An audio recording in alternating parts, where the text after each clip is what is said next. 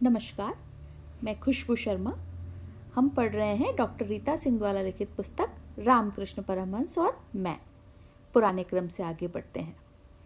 काजीपुर, नया टोला, मखनिया कुआं, ऊपर की सड़क, अभी का अशोक राजपथ, हॉस्पिटल रोड को पार करते हुए हम क्लियरकट घाट पर पहुंच गए। यह 1981-82 की बात है। सड़क बिल्कुल वीरान है। सड़क किनारे कुछ लोग सोए हैं। हमारा पैर भी बीच बीच में टकरा रहा है उनसे। अभी मेरा सवेरे की सड़क पर चलने का अभ्यास नहीं है। कुछ लोग सड़क किनारे दुकान के चबूतरे पर सोए हैं, कुछ अपने ठेले पर, कुछ रिक्शे पर सिमटे हैं, कुछ अंगड़ाई ले उठने वाले भी हैं। पहली बार इतनी सुबह सड़क पर हूँ। सड़क भी किसी का घर है। लोग वहाँ सोते हैं, खाते पीते हैं। हम पढ़ाई की डांट खाते समय सुनते थे कि मत पढ़ो, रहना सड़क पर। सच में सड़क पर तो लोग रहते हैं। अभी तो गर्मी है, चादर ओढ़कर सो गए हैं। 1-2 महीने में जाड़ा आने वाला है, तब ये लोग कैसे सोएंगे? यह समय निश्चित सितंबर का अंतिम पंख था, क्योंकि ठंड की तैयारी शुरू हो गई थी। रजाई, स्वेटर आदि को धूप दिखाने का कार्य शुरू हो गया था। अंधेरे को चीरते हुए हम लोग गंगा तट पर पहुंच गए हैं। हल्की सिहरन बदन को सहला रही है। अरे रवि भैया, आप भी आए हैं? पड़ोस के रवि भैया को देखकर मैं चहक उठी। रवि भैया बोले, मैं तो रोज यहाँ तैरने आता हूँ। इतना कहकर उन्होंने कपड़ा उतारा और एक ऊंचे पत्थर से छपाक पानी में मछली की तरह तैरते दूर निकल गए। कुछ दिनों बाद रवि भैया के साथ एक दुर्घटना हो गई। जब वह ऊंची चट्टान से कूदे तो किसी पत्थर से रीढ़ की हड्डी में चोट लग गई और जीवन भर व्हील चेयर पर बैठना पड़ा। तब वह सभी बच्चों को समझाने लगे, ट्रेनिंग लेकर ऊपर से कूदना चाहिए। काश यही बात भैया भी पहले समझ जाते। कहाँ हम बच्चे समय पर सही सलाह को मानते हैं। रवि भैया के छपाक की आवाज़ के साथ माँ की स्वर लहरी भी वातावरण में तैर गई। मुन्नी, जल्दी से नहा लो और सबका पूजा डाली सजा दो। माँ भी ना, जब देखो काम ही दे देती है। बाप रे, गंगा में कितना पानी है। दूर तक लहराता पानी ही पानी, कोई और छोर नहीं। पानी के बीचों बीच कुछ नाव चल रहे हैं। तैराक इधर से उधर कर रहे हैं। मज़ा आ रहा है यह सब देखने में।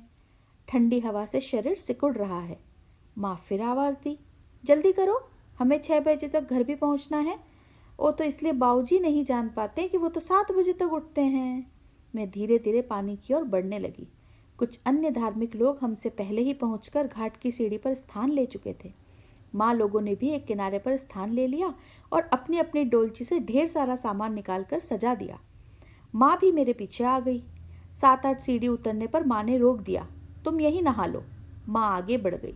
आगे भी लगभग 4-5 सीढ़ी उतरने के बाद माँ रुकी। गंगा का पानी 10 से 12 सीढ़ी ऊपर तक था। मैं नहाकर बाहर आई। पहली बार कपड़े के साथ नहाना पड़ा। माँ ने खुले में कपड़ा बदलना सिखाया। फिर मेरा काम समझाया गया। सबसे पहले चंदन घिसकर सभी की कटोरी में रखना, फूल बांटकर सभी की डाली में सजाना, माँ के और भी अपने भीगे कपड़ों को धोकर पॉलीथिन में डालना, मंदिर में जाकर सबसे पहले पूजा कर लेना। पानी वाले 2-3 सीढ़ी को छोड़कर मैंने चंदन घिसना शुरू किया। अभी आधे लोगों के लायक ही घिसा था कि गंगा का तेज हिलोरा उसे बहा कर ले गई। एक तो चंदन गया, दूसरे डांट पड़ गई। थोड़ा और ऊपर सीढ़ी पर घिसना था। गंगा को भी तो ना मेरे ही चंदन को ले जाना था। मैंने गुस्से से गंगा को देखा। जितनी आक्रोश से मैंने गंगा को देखा, उतने ही तीव्र आवाज से माँ ने कहा, जल्दी ऊपर की सीढ़ी पर जाओ। इतनी देर में तो मैं खुद कर लेती, बिना मतलब तुमको लाई। मेरे पास कुछ सोचने का वक्त नहीं था। वक्त रहता तो शायद माँ को बता देती, तुम कहाँ लाई हो, मैं तो अपनी जिद पर आई हूँ। पर समय भी तो नहीं था किसी के पास। मेरे चंदन घिसने तक चाचियों ने फूल बांट लिया। सभी की डाली सज गई। मैंने जल्दी जल्दी सभी के चंदन की कटोरी उनके डाली में डाल दी। हम मंदिर में गए। सभी देवी देवताओं को चंदन, सिंदूर, फूल, जल चढ़ाते हुए आगे बढ़ते गए। किसी के पास वक्त नहीं था देवी देवताओं से कुछ बात करते। शिवलिंग के पास ही उनका बसहा बेल नंदी बैठा था। मंदिर से निकलते समय उसके कानों में सभी कुछ कुछ कहकर निकल रहे थे। प्रारंभ में मुझे लगा कि उनके कानों में फूंक मारना है। मैं बहुत दिनों कर फूंक मारकर ही चली आती थी। शायद नंदी को मेरे फूंक मात्र से पीड़ा होने लगी, इसलिए उन्होंने एक दिन एक चाची के माध्यम से मुझे संदेश दिलवाया कि मुन्नी कानों में फूंकते नहीं, अपनी मनोकामना कहते हैं, जो वह माँ पार्वती जी को बताता है। फिर माँ पार्वती जी शिव जी से कहकर उसे पूरा करवाती हैं।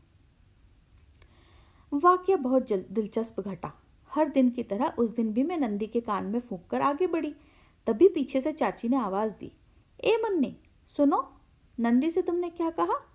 मैंने कहा, कुछ नहीं। चाची, अरे नंदी के कान में कुछ बोल तो रही थी। मैं, चाची मैं तो आप लोगों की तरफ फूंकी थी खाली, नंदी से कुछ कहा क्या? चाची जोर से हंसने लगी। सभी को मेरे फूंक की बात बताई और सभी हंसने लगे। चाची बोली, तुम्हारी फूंक से नंदी के कान में दर्द हो गया है, उसने मुझे बताया। फक, मैंने कहा। चाची बोली, सच भाई, नंदी के कान में फूंका नहीं जाता, अपनी इच्छा बताते हैं।